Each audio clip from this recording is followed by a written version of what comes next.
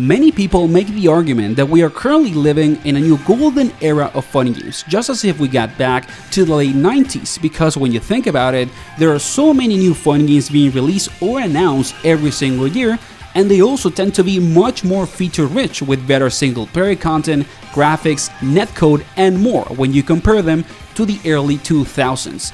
But what if I told you that the last original fighting game IP that is still standing and is not an indie game was released 13 years ago?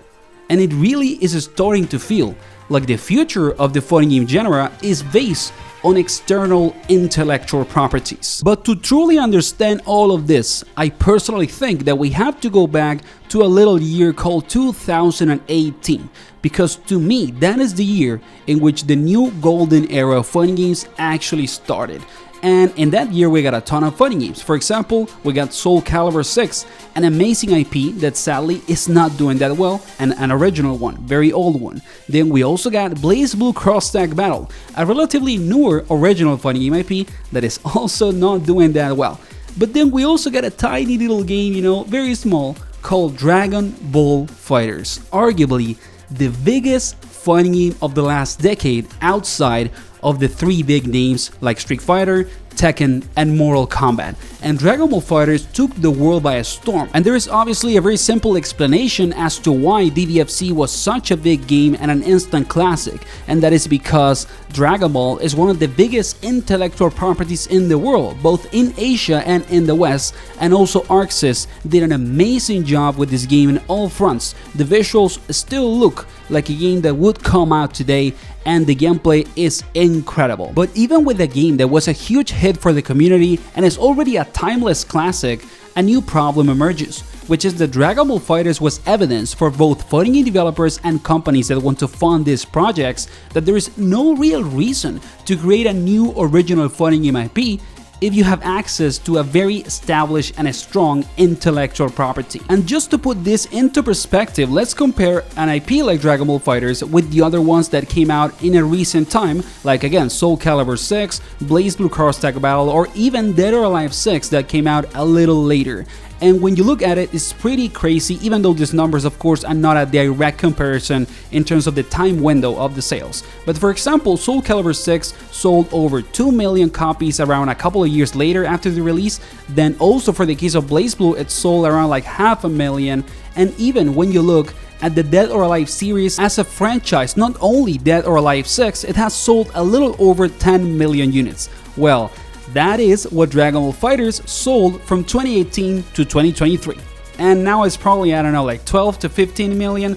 So it seems like external IP fighting games are a pretty strong financial decision for publishers and developers. Hey, just in the case that you've been enjoying this content until now, please consider giving the video a like and subscribing to keep the channel growing. I don't even know if there's a more polite way of asking you to subscribe if I'm showing you a Cell Touch of Death combo while I'm doing it. Like, I'm sorry, man. And now let's go back into the discussion. And well, since 2018 we have gotten new fighting games that are based on original IPs, but most of them are very well established brands inside the genre, like the big three, right? Mortal Kombat, Street Fighter, Tekken, and there's other more niche ones that got new games like Under Night, which is an original IP, and you might think about, I don't know, Melty Blood or DNF Duel or Granblue Fantasy Versus. All of those games are externally based.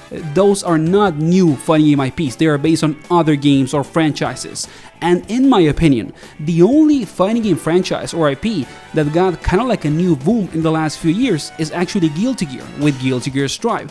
But in the case that you don't know about it, Guilty Gear is an old game. The first GG came out in 1998, so it is not a new fighting game IP at all, even though many people simply did not know about it, and with Strive, a much more bigger audience got into Guilty Gear as a franchise. And now let's actually go back. Do you remember what I said at the start of the video? The new only original fighting game IP that is still standing, that is not an indie fighting game, and it is of course outside of all of these super well established brands in the genre, has 13 years, and it is Under Night. The first Under Night came out in 2012.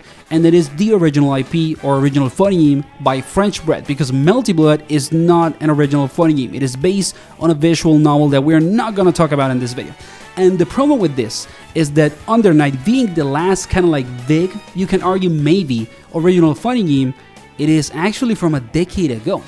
And all of the upcoming fighting games that are for the next year, for example, or for 2027, 2028, are either externally based, with things like Marvel Tekken, Avatar: The Last Airbender fighting game, also Invincible Versus, or they are some sort of reboot of an old franchise. For example, this year we got the reboot for Fatal Fury, or for Garo, whatever way you want to call it, but City of the Wolves is in its essence a reboot of the franchise.